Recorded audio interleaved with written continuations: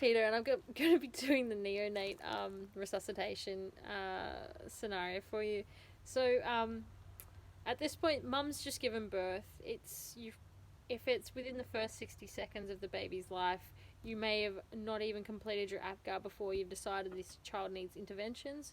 So part of the APGAR is taking the pulse rate. If the pulse rate's under 100, the baby requires intervention now. And also if the breathing is agonal or gasping or ineffective, you would probably want to start interventions immediately for this child. If the umbilical cord is still attached, you are going to remove it. So you're going to clamp it down 10 centimeters above the belly button and 15 centimeters above that, and cut between, and move the child to a place. I've got the child on my lap. There's this rug, or you can have it on the table or between mum's legs.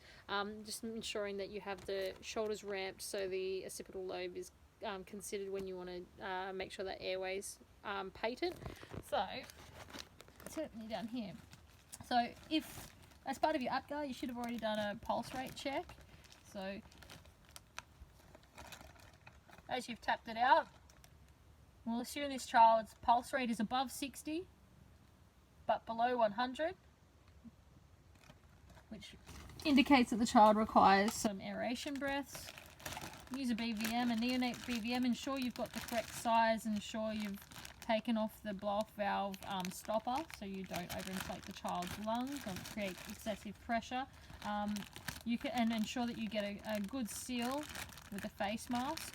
You may need your partner immediately for this moment, and you've pulled over and you're hoping that backup's about to turn up. So your partner may help with a seal on the jaw, and you want to do 5 of those inflation breaths. They last for about 2 to 3 seconds. After that point, you're going to reassess this child.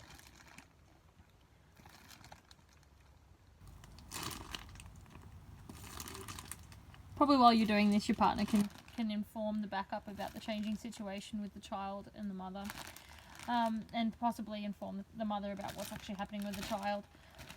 So after 5 of those aeration breaths, we'll reassess either the agonal respirations or the pulse rate, whichever one's really concerning you, but the pulse rate is really the main indicator.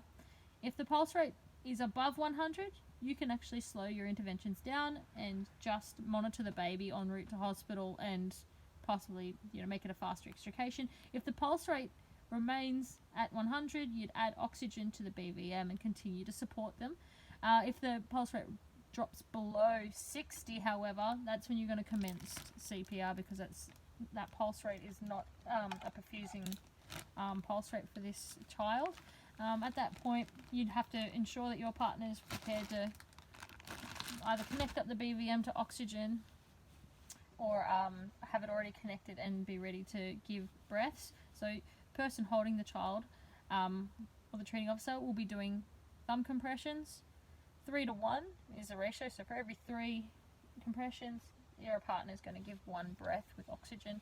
The only other pharmacology that's included in this is adrenaline 1 in 10,000 IV, and obviously this is going to be fast paced and you won't have a spare moment to get an IV until we have more hands with you, and you'll be stuck on the side of the road until you can get some backup.